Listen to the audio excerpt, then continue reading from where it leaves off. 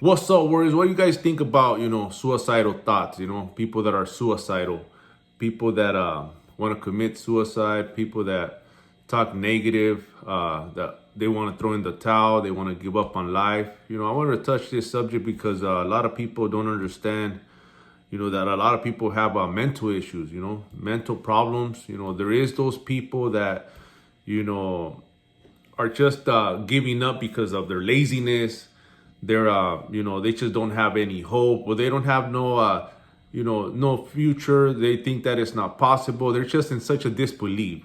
So when I talk about people that commit suicide or want to commit suicide, you know I know and I understand that there is people out there that have mental issues, mental problems. So we're gonna leave it as that. But what I'm trying to reach out and hopefully they hear me out is the people that are just using that as an excuse, a gate, a way out. They want to give up on life, and it's not mental. It's just a lot of defeat. It's a lot of trauma. This topic here has been hitting hard lately. On my messages, I'm talking to a lot of people that are going through that they think about that. They're dealing with the family member that's going through that, and I could relate in a sense because I deal with a lot of people that went that route, people that were talking in that manner, and obviously it's just something hard to understand, and hard to figure them out because a lot of them they're so quiet, so timid, so secluded, so private. You just don't know. You can't get to them, man. You can't. They don't let you dig deeper and see what the problem is. These therapists, all these people that psychologists that work on the mind and all that. A lot of them they can't even do it themselves. They're just so closed in. So we gotta we just gotta keep pushing that message, and hopefully they snap out of it. For the ones that are just making it an excuse or a way out, or the easiest way out, or they're giving up on life. Those are the ones that they could turn it around once we flip their mindset. Like I said, there's two type of individuals. There is those people that have mental illness, mental issues, problems, and like I said, we leave it as that. We're trying to help the people that we try to help the people that we're able to flip, in a sense that we got to go hard on them. We cannot be soft. We cannot give them their way, because they've been giving their way all their life. Like I said, I deal with a lot of people, and it became a pattern that I started seeing, on their lifestyle, the way they were treated, the way they were raised. Like I said, back in the days, the first victim, that we knew that committed suicide, he was an older homie. He had two kids, two beautiful twins. I remember because they used to walk up and down the street, man, just buying candy and shit. They used to dress them up all gangstered out. Back in the 90s, that's how they used to. A lot of moms used to dress their kids. They had kids, all of a sudden they wanted to cut their hair, their hair, give them a bald, dress them up, lace them up, all, exactly like the dad, Levi's, black jacket, white t-shirt, But yeah, anyways, there were some good looking kids, going up and down, being knuckleheads. You already knew, the way that they were gonna grow up, just causing trouble at 7, 8 years old. But anyhow, man, their dad, was a well put together, respected man, homie, back in the days. But he took himself out. Why? The reason why, we just don't know. He had kids, he had his wife, he had a fucking badass ride that he used to fucking cruise bump it up and down. It's like, I don't know what was going in his head, what trauma he had, or what was going on, but I remember that, we're talking amongst the homeboys, and one of the homies said, "Oh, that's a man, that's what men do, He didn't go and take nobody else's life. You know, he didn't act a fool. He just went ahead and just domed himself and problem solved, you know. But during that conversation, you know, his mom, we were at his mom's pad, like we always have that homeboy that lets you, that the mom that lets you kick it, bring all your friends over, you know. So I was about maybe 16. They were already in their 20s. So the moms are like, that ain't no fucking man. You know, I always remember, I have that in the back of my head, you know, all the times she came out, she was like, schooled us, you know, she's like, that's not a man, that's a fucking coward. You don't do that, man. That man left two beautiful kids. Now they gotta, be without a father. You know, that cycle continues all the time because, he probably couldn't face whatever problems he had. So everybody wants the easy way out, and he fucking took, he went the coward way, because she was religious, so she knew that, that's a sin, Believe it or not, that's a sin. You can't take your own life like that. That's life that God gave you, and I believe that as well. And, I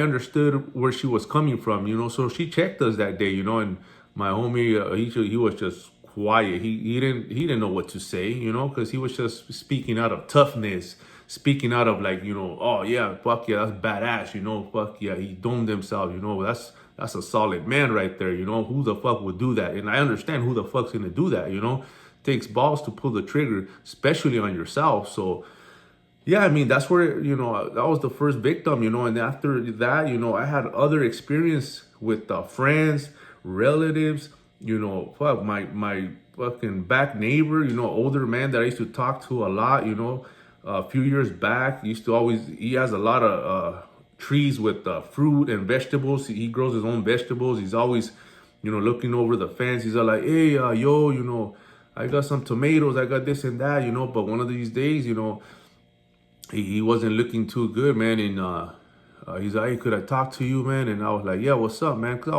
was always back there, playing with my kids, watering the grass or whatnot. And I was like, what happened, man? And he told me his grandson took his life. He found him dead in the bathtub, and he told me that, how it happened.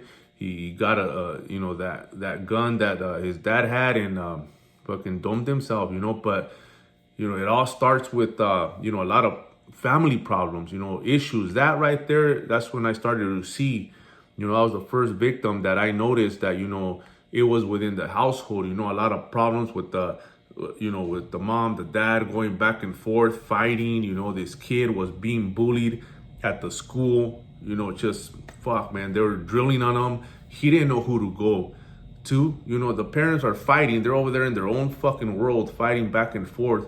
They have kids that they gotta attend to. This kid is like, fuck, who the fuck am I gonna run to, He's being bullied. So I got that. I put it together real quick as me and him used to talk and used to try to figure out what's going on with these kids nowadays. They want to take their lives out. Back in the days, fuck, man, we grew up hard, man. You fucking talk in that manner and your mom heard you, man, you get smacked, man. You like, what the fuck out of here, man? Go do something, man. Keep your mind occupied. It's the way that, we were raised and shit. But nowadays, like, it's kind of, it's becoming more and more common, man. But I know that a lot of it has to do with, people being bullied, and that's hard, man, because it's sad. It's saddening because you don't know what your kids are going through, and this is something that, I'm beginning to pick up and piece together more and more because I had about 3 other incidents after that. This was years back. So then after that, I keep having these incidents of people letting me know that this shit happened or fuck, man, my daughter cut her hand and she wants to commit suicide. And I'm like, damn, it's like, I don't know why I'm getting all these, these messages and stuff, but, it's just, it's sad and it's difficult. And sometimes, you're trying to find the words of how to tell them to be and how to, respond and how to approach their kids. But, it all goes down to communication. It all goes down to building that trust with them. A lot of, my people, I guess, because they see me and my boys working out, we're close, we're always together. And I gotta be involved. You have to be involved within your kids. See what they're doing. See what they're up to. See what you're picking up. Start, watching them closely. Try to read them. See what they're getting themselves into. Because, like I said, man, there's a lot of shit that's going on out there, and people just don't know. These youngsters don't know where to go, where to reach. It's just getting bullied amongst their own friends. And that shit. There's when you don't give them that focus, that attention, a lot of times, they just don't, they don't, they find out like they got no way, there's no way out, other than, do something stupid and tragic like that, where they just want to take their own lives. So the whole main focus here is that, we got to pay more attention, to our loved ones, especially our kids, see what they're, be more involved in their life, because like I said, I've been hearing more and more. So I had to talk about this topic here. I know I touched on it a few months ago as well. Like I said, I've been getting hit with these, this topic here that it's saddening, and like I said, we don't know what goes on in their head, but I know that a lot of it starts in the household. It starts where there's no communication. There's no rite of passage. They don't see that, they don't see like if they have anybody that they could go and pour their heart, or ask for solutions, or feel comfortable talking to. So we got to be more open about it, and make sure that you guys, like I said, get involved in their life, because there's always a possibility that you could save somebody, and and it all takes you giving them that time, that attention, that love, because that's what some people need. They need that support, knowing that you're there for them. Other than that, you know what? I'm gonna leave it as that, and let's keep on smashing. Let's go.